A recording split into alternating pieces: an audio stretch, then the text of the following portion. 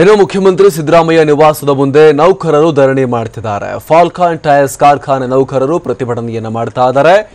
ಮೈಸೂರಿನ ಟೇಕೆ ಬಡಾವಣೆಯ ನಿವಾಸದ ಮುಂದೆ ಧರಣಿ ಮಾಡ್ತಿದ್ದಾರೆ.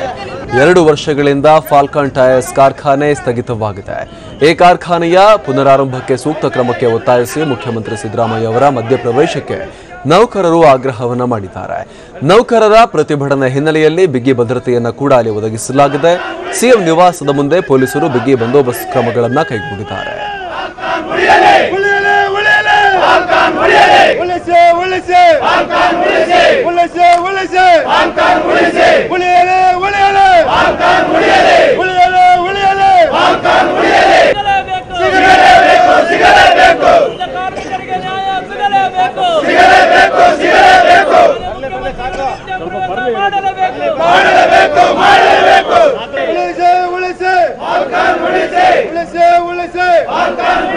ಸಿದ್ದರಾಮಯ್ಯ